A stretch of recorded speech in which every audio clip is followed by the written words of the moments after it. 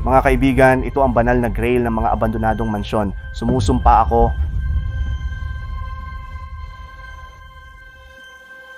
Vincent Van Gogh kami itinago dito. Kaya pala, mukhang inatake si Mo ng isang buwitre.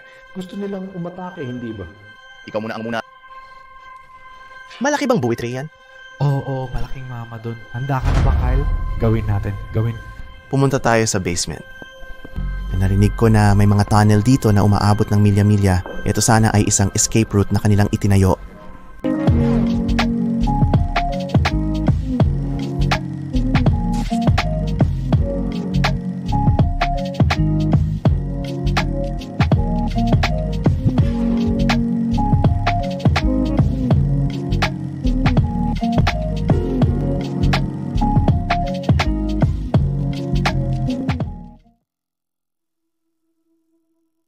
Ang Inwood Hall, isang kahanga-hangang neoclassical mansion sa Philadelphia, ay itinayo mula 1,800 na 17 hanggang 1,900. Amar sa negosyanteng si Peter A.B. Widener, ang marangyang ari-arian na ito na madalas tawaging huling American Versailles ay nagsilbing simbolo ng karangyaan noong Gilded Age. Ibinagmamalaki nito ang marangyang interior, isang kahangahangang koleksyon ng sining, at nag-host ng mga bonggang pagtitipon. Halaga ng pagpapagawa ng mansyon ay 8 milyon noong 1,900, nakatumbas ng halos 256 na milyong dolyar ngayon kapag in-adjust para sa inflation. Kabilang sa mga kapansin-pansing tampok ng mansyon ay ang ballroom na may kapasidad na 1,000 tao. Ang mega mansion ay sumasaklaw sa 70,000 square feet at kasama rito ang 55 silid tulugan, 20 banyo, isang malaki at magandang hall na may grand staircase, isang indoor pool, isang art gallery at isang ballroom na may kapasidad na 1,000 tao. Ang mga kasaysayan ng granding tirahang ito ay minarkahan ng trahedya dahil ito ay nauugnay sa disaster ng Titanic. Kahit 20% na investor ng Titanic, piniling hindi sumakay ni 78 taong gulang noon sa malas na barko noong 1,912. Sa halip, nagpasya siyang ibalik ang kanyang pamilya sa kanilang 8 milyong dolyar na tahanan sa Elkins Park na may estilo.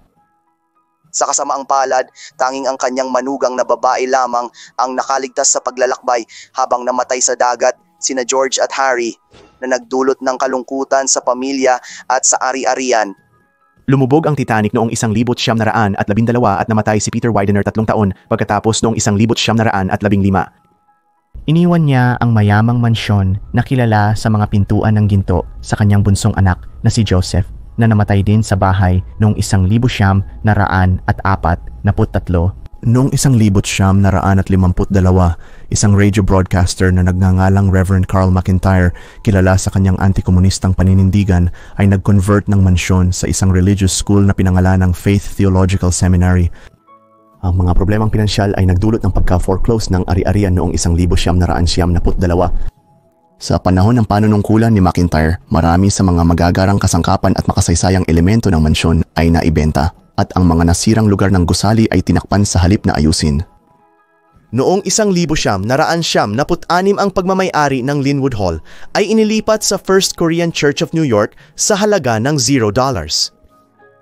And 10 panahon, ang mansyon ay unti-unting naglaho at sa huli ay iniwan na nagresulta sa kasalukuyang kalagayan nito na sira-sira. Ang mga kamakailang pagsisikap ay isinagawa upang mapanatili at maibalik ang kasaysayang ari-arian na ito na may mga plano na gawin itong isang pampublikong espasyo ng kultura at museo. Nasa harap na natin siya, kahibangan talaga. Dito mismo sa paligid ko ay ang maliit na tulay. Ito ang kanilang daanan ng sasakyan at ito ang paraan kung paano sila magmamaneho papunta sa kanilang mansyon. Wow, ito ay kahibangan. Hindi ako makapaniwala na tatalakayin natin ito ngayon. Mga kaibigan, ito katuwang yung banal na grail ng magpaabandonadong mansyon. Isa ito sa pinakamagandang abandonadong mansyon sa mundo. Sana nagustuhan ninyo ang video na ito. Subukan nating pumasok pero bago gumawa nito, pindutin ang like button. Subukan nating makakuha ng higit sa 10,000 thumbs up para rito.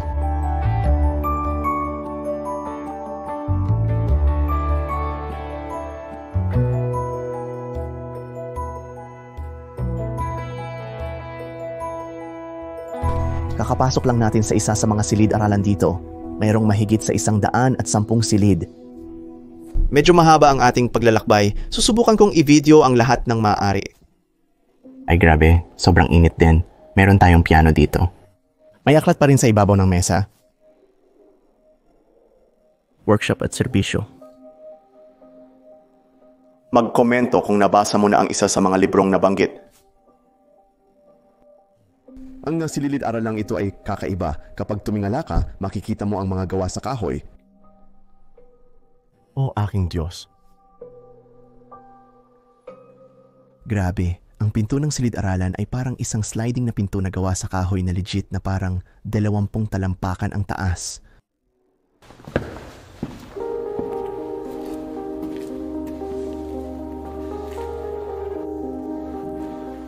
Hindi makapaniwala sa sobrang daming detalye sa kwartong ito, mula sa mga pader hanggang sa mga kisame. Hindi alam kung saan magsisimula.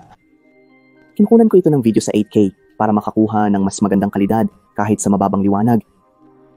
Diyos ko, ito ang pinakamagnipikong apoyan na nakita ko. Anong materyales ang ginamit dito?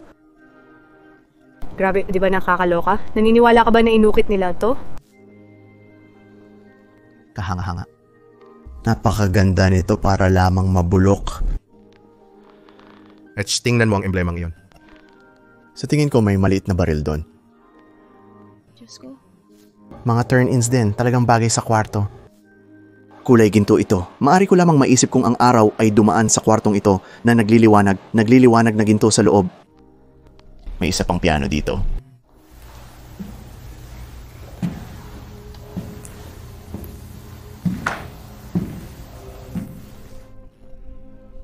Mayroon ding mga hugis na mukha na inukit. Nagugustuhan ko ang mga anghel doon. Mukhang ito ay maaring naging isang Biblia. Mukhang ito ay isang silid ng simbahan.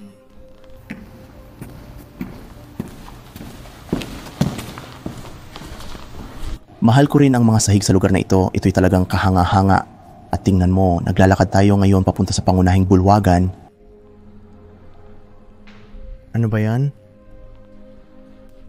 Hindi makapaniwala ang mga kaibigan na makakapunta ako rito upang tuklasin ang lugar na ito. Pero sa narito na tayo, tingnan mo ito, pumasok na tayo sa pangunahing hall. Nasa gitna na tayo ng lahat.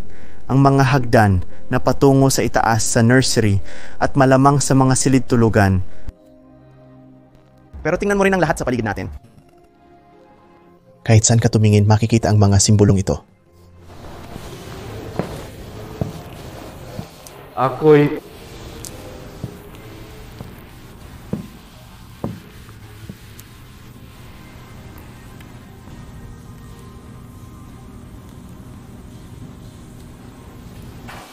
Hindi ako sigurado kung may kahulugan ba sila, pero grabe, nagbibigay ito ng grand at kahangahangang pakiramdam sa lugar na ito at parang banal, at pag tumingala ka pa, mas lalong naging kahangahanga.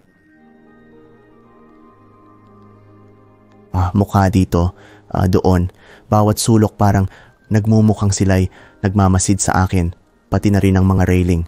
Mas malapitang titingnan natin kapag umakyat tayo, mukhang dito, meron tayong maliit na pribadong silid.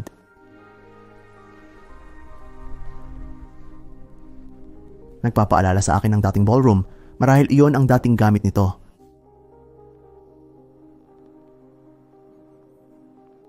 Saan ka man tumingin kahit saan, ang mga pader at kisame ay ganap na magkaiba. Yan ay malaking salamin kaya maglalakad ako papunta dito. Yaklatan ito ang pangunahing pasukan papunta sa loob ng gusali. Oh.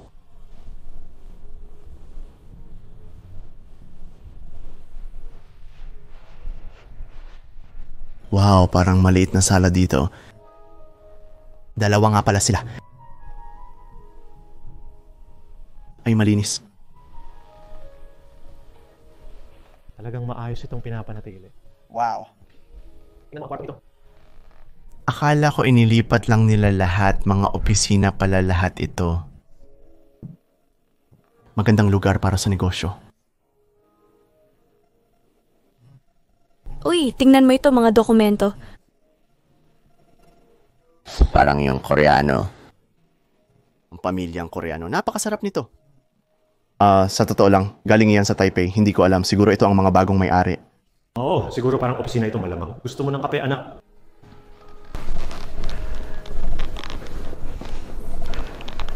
Mukhang dito sa ibaba ay may uri ng kainan. Mahal ko kung paano nanatili dito ang lahat. Medyo nagpapaalala ito sa akin ng parang silid laruan ng bata. Meron akong malaking stuffed animal.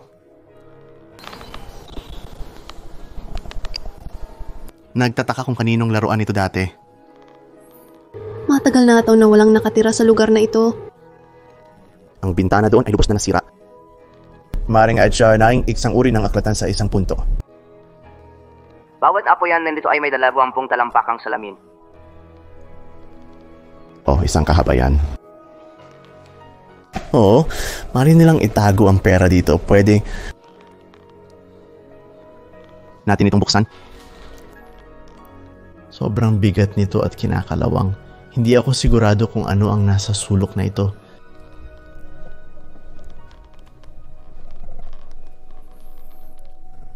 Parang isa pang ballroom ito. Mukhang nasa malubhang kondisyon nga ito.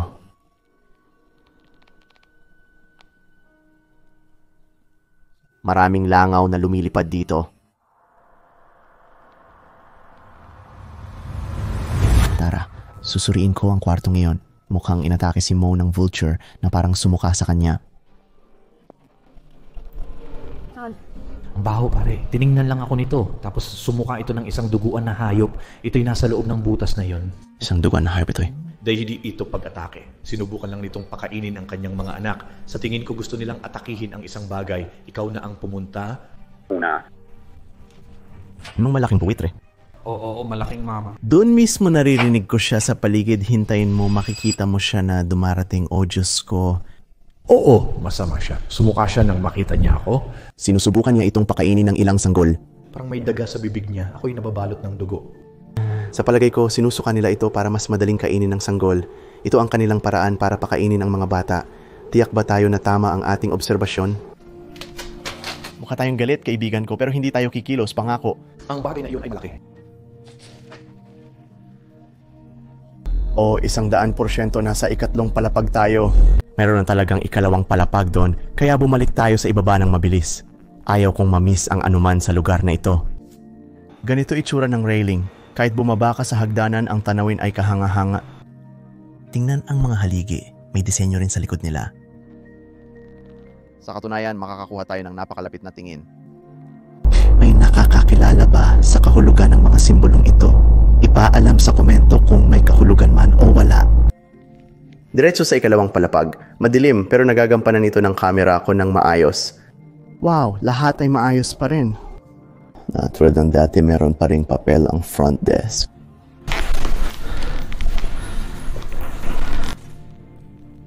Oo, dapat kang pumunta doon. Parang library ito. Oh. Ang art gallery. Sobrang dilim nito pero maraming tao ang nag-iisip na ito ay isang library. May 2 art gallery dito. Isa ay tinatawag na Van Gogh Art Gallery. Nagtago ng walang presyong mga pintura ni Vincent van Gogh sa mansion na ito, hindi tulad ng Mona Lisa.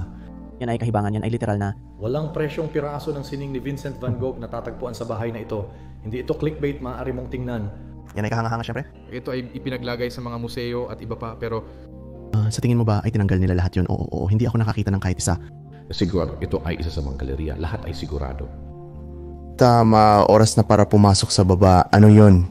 Ang daming estante ng libro. Ito siguro ang naging aklatan. Ano ba ang meron tayo dito? Mayroon tayong lumang dyaryo. Ito ay mula pa noong 1969. Dito sa ibaba, mukhang sira-sira ito. Patuloy lang sa pagbaba. Ito ay silid aklatan. Dati may mga talambuhay at mga kwento tungkol kay Mrs. at Mary ang librong ito. Tignan mo, may mga switch ng ilaw sa kanila, sa mga estante ng libro. May mga kisami tayong gawa sa salamin. Posibleng dating may ilaw na bumababa rito, pero hindi ako tiyak kung binoblog ko ito ngayon. Oh, ang pinto ay medyo natatangi rin. Hindi pa ako nakakakita ng katulad nito noon. Oh, muli meron kang mga mukha na inukit. Ang ilang kwarto ay malinis, ngunit ang ilan ay unti-unting nasisisira tulad ng isa na ito. Mahirap kilalanin ang disenyo ng papel de pader. Nakakaloka isipin na tinitingnan ko ang mansyon na ito. Hindi ko inakala na gagawin ko ito. Wow, tingnan mo ang kwartong ito. Oh, ito ang pinakamasamang kondisyon ng kwarto na nakita ko dito, ngunit may pinakamagandang kisame rin ito sa ngayon.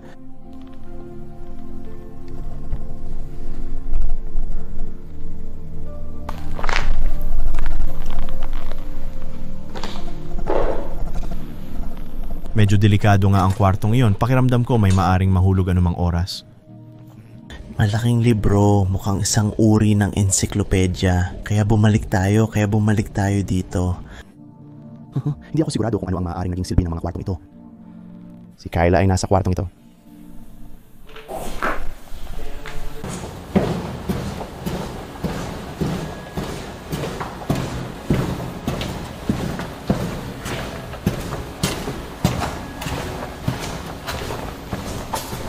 Kaya narito ang isa sa mga kwarto sa pasilyo. Ang una, may din si Kaya ang tao, itong pariwalik ka wili-wilid. May sarili kang banyo.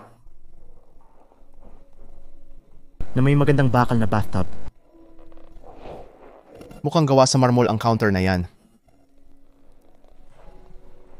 Oo, meron tayong mga dokumento dito.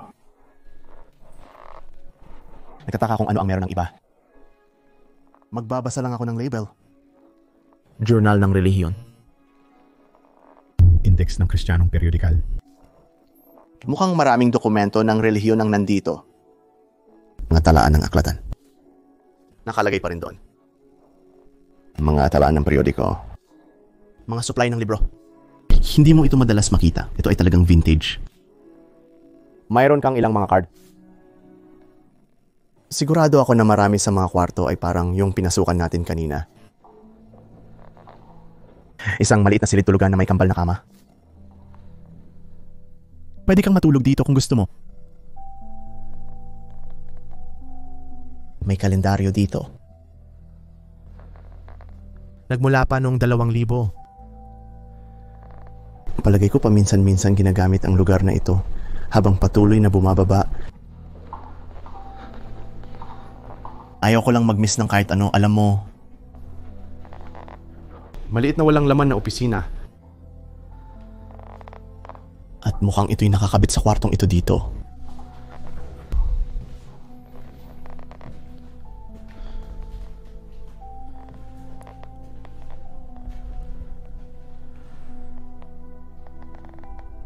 Titingnan ko ang kabilang panig pero parang pareho lang ang layout kaya walang malaking pagkakaiba. May kakaibang amoy dito sa loob. Ito ay nasa malubhang kalagayan.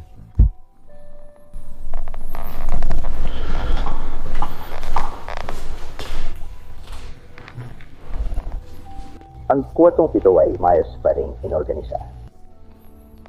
Meron na sa yung lumang vintage. Makinilya rin.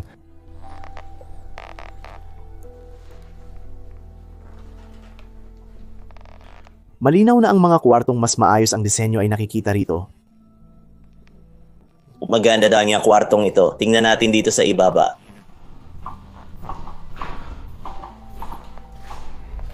Sarado.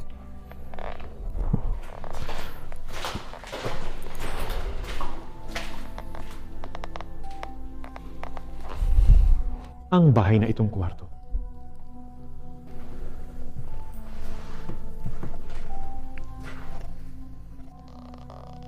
May mga film strips tayo dito. Tingnan natin ng isa, oh.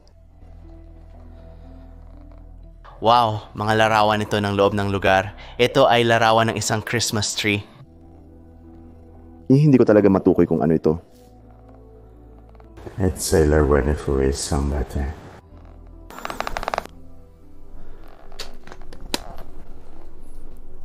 Maraming kawili-wiling bagay sa kwartong ito. Mamani na yun. Yun ay pagkain nila ng aso. Siyempre, andito ang mga damit pang golf. Ang ibang pintuan ay nakasara pero bukas na bukas ang pintuang ito. Wow, ang ganda ng kwartong ito. Tignan mo ang larawang ito. Ako? Pakiramdam ko'y bumabalik sa nakalipas. May isa pang larawan dito sa mesang ito. Lalaki na naglalaro ng football at may pintura sa pader. Paring mga nawa na gamit ng pamilya ito. Marmol na apo yan. May mga larawan ng mga baseball dito. Malamang na pinirmahan ito ng isang sikat na tao tulad ng kilalang manlalaro ng baseball. Mahal ko ang paghahanap ng mga libro sa mga inabandonang lugar. Nagpapakuryoso ako. Alam mo kung ano ang binabasa ng mga taong ito. Sa wakas sa tingin ko ito na ang huling palapag na kailangan nating tuklasin ang lugar na ito ay malaki. Sa simula, mayroon itong mahigit sa 110 silid. Hanggang ngayon, hindi ko talaga nakikita ang marami. Pero baka maraming silid ang makita sa ikatlong palapag. Simulan natin sa kaliwa.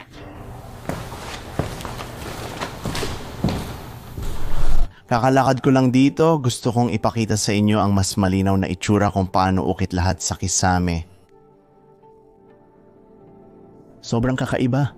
Naranasan ko lang ito ng isang beses sa aking buhay sa isang mansyon sa Europa na tinalakay ko ilang taon na ang nakalipas. Ay, hindi kasing laki ng lugar na ito. Sige, simulan natin sa kaliwang bahagi.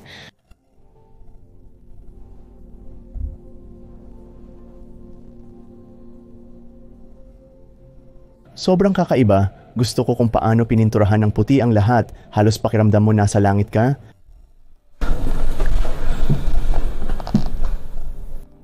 Mga walang laman na kwarto.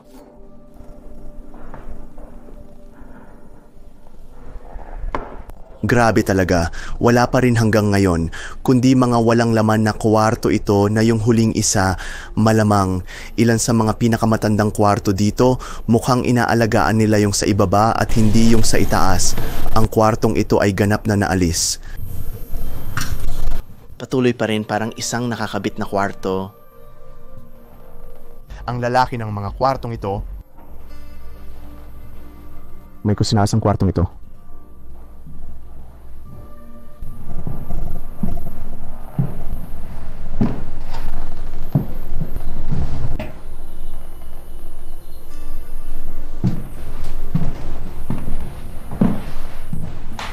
Malaki, napakalaking walk-in closet na may mga rack ng chute. May shaft ng elevator, ayaw mong mahulog doon. Sa loob ng kwartong ito ang buwitre, o Diyos. Papasok doon. Suriin mo. Ito ni kapilang panig. Halos pareho lang. Maraming walang laman ng mga kwarto. Wow, ito ay may kahanga-hangang apoy. Gusto ko ang kulay sa kwartong ito.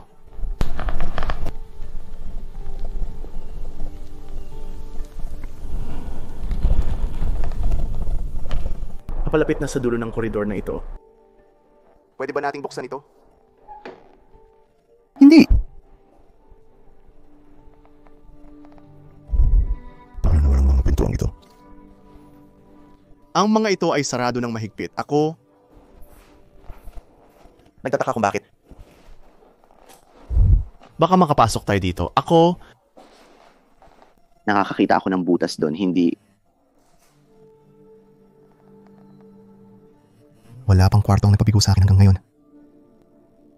Maaring mayroong pintura sa kisame ito sa isang punto. Gusto kong pumunta sa hagdan pero sa tingin ko may iba pang paraan. Mga kaibigan, nakarating na tayo sa susunod na palapag. Ito ay isang skylight. Ang nakakaloka ay mayroong maraming palapag kung saan sisikat ang araw sa mga bintanang ito sa kisame at dadalhin ito lahat ng daan upang kumislap ang bagay na ito. Talagang walang laman ang pasilyong ito. Talagang wala talagang anuman sa lahat sa itaas. Kung di kalawang palapag mo. Gusto ko lang ipakita sa iyo, ikaw.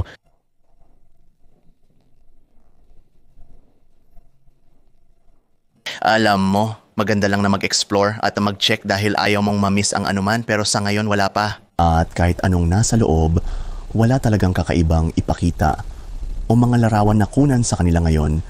Medyo sigurado ako na pareho rin ang kabilang panig. Ako hintay ang ikang warner tinalakay natin bago ang mga bisita. Promise mga alipin ang manggagawa ang nasong itaas. Medyo nakakaloka. Isipin mo na lamang na may daan-daang bisita at manggagawa na nakatira sa iyong malaking bahay. Nakakaloka. Tara na't pumunta sa taas kaya natin ang pinakamataas na palapag. Ay grabe, parang sauna dito sa taas. Kalokoy sana yung tinitingnan ni Po, kadamada si Kyle ngayon. Lahat ng mga dito ay mga kwarto ng mga alipin. Lahat ng mga manggagawa ay mananatili dito. Kunin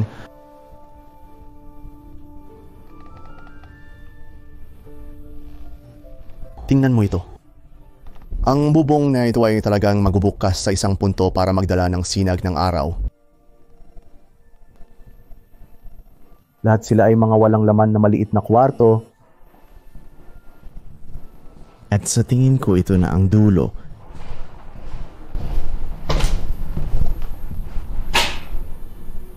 Kaya di na ako mag-aabala na tuklasin ang kabilang panig dahil siguradong magkakapareho lang ang itsura nito. Walad ng pasilyong ito dito na. Sa tingin ko dapat na tayo magsimulang bumaba sa... And forward maaari may everything. Ito kasi sabay na akong atik.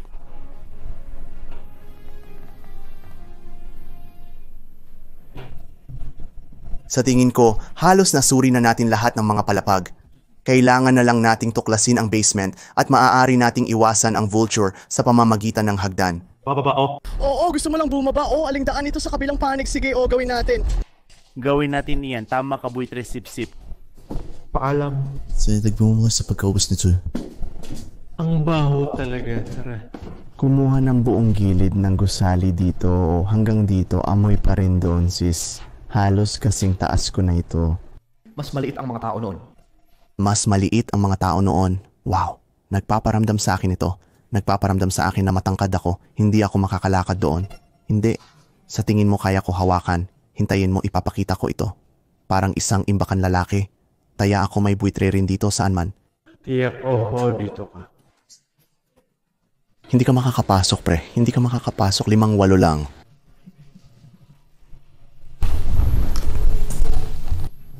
Lumakad pabalik dito.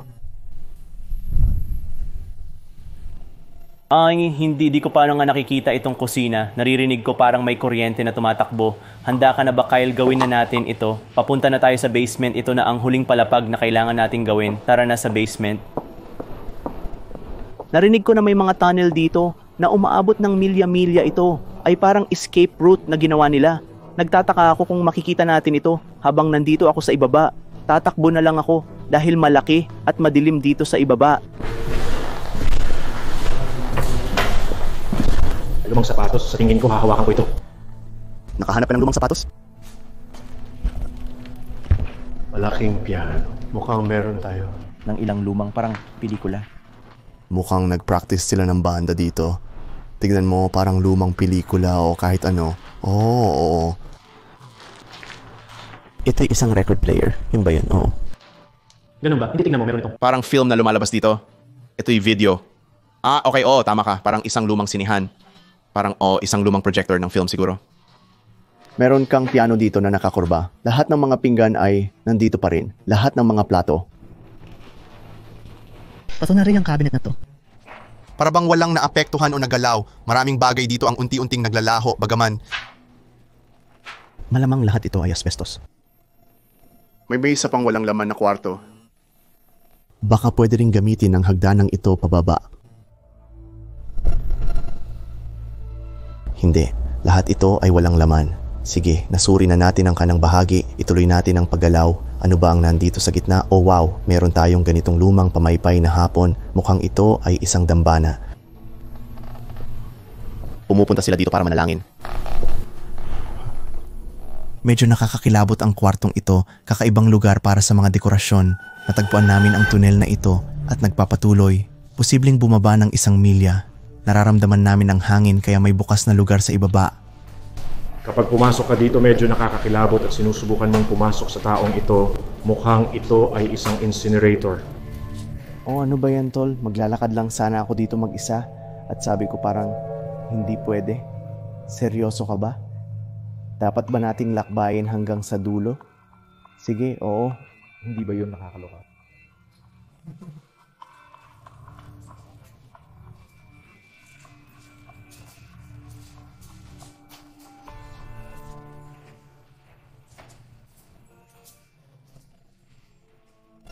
Hindi ko pa nga makita.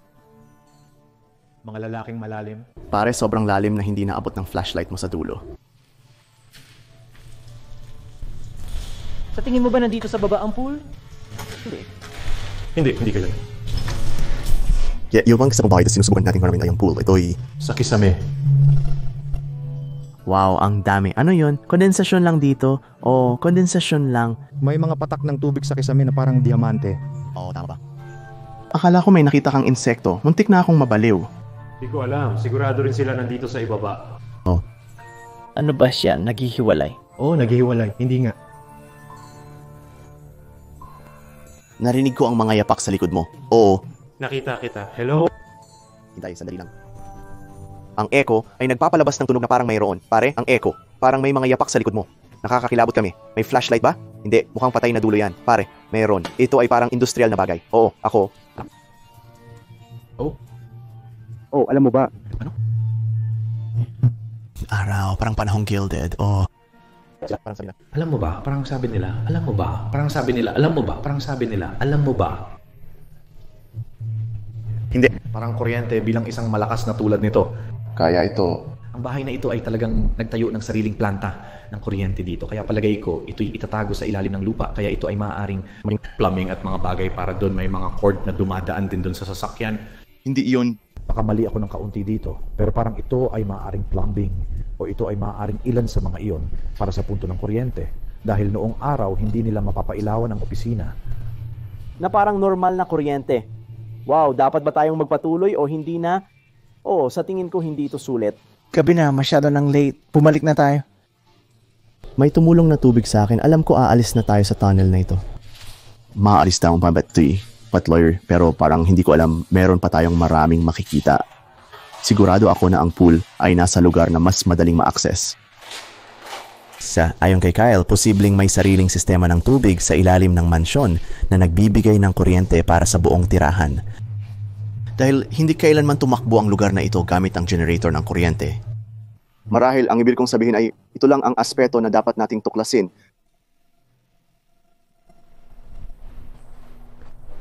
Parang isang walang laman na kwarto muli. May maliit na aklatan dito sa ibaba.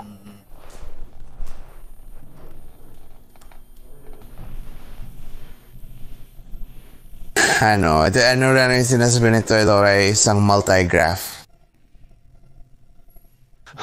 Palagay ko gagawa ito ng ilang mga graph. Kung alam mo kung ano ito, mag-iwan ng komento sa ibaba. Nakikita ko lang ang mga walang laman na kwarto.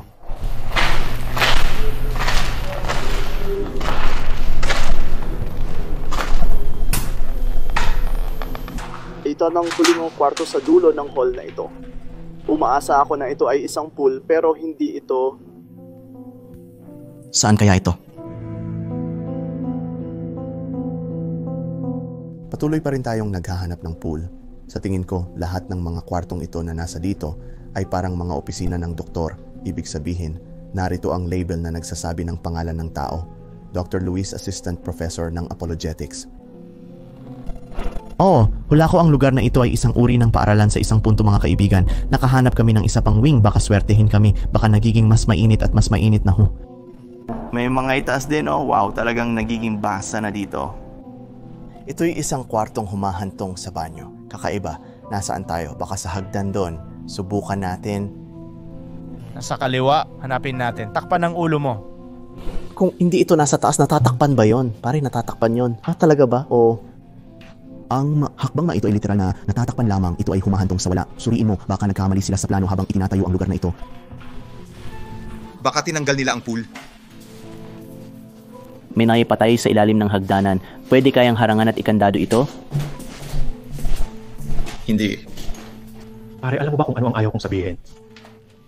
Ano? Sa tingin ko, nasa dulo ng tunnel na yun, ang pool. Hindi posible. Pare, bakit nila papaglalakarin ng maraming tao doon?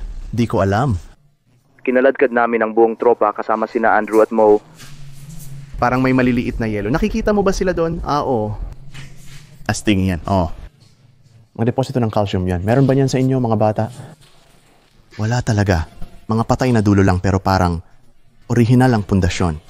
Kaya dumiretso kami sa dulo ng tunnel. May isa pang hagdan pero lubog ito sa baha.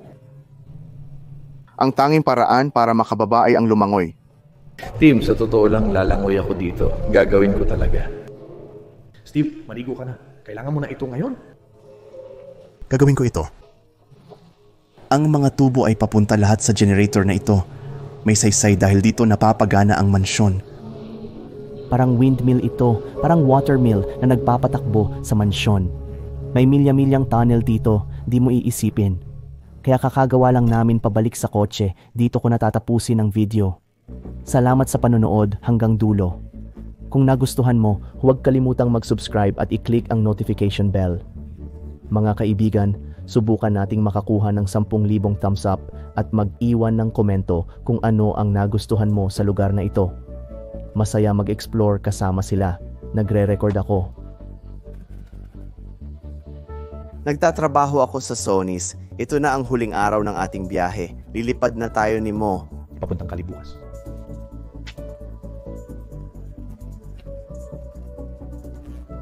Lahat ay mag-hashtag ng most aditcher sa mga komento. Pero siguraduhin tingnan sila, most RG comic. Ran susunod na kasama si Angelo. Yun na yun, hindi ko sigurado kung ano ang gagawin namin pagkatapos nito. Pero gutom na ako, lahat kami ay nagugutom. Lalo na si Mo dito. Ikaw. Kailangan ng sneakers. Sa kabila nito mga kaibigan, salamat sa panonood. Sana mabuhay ako tulad ng para sa panonood.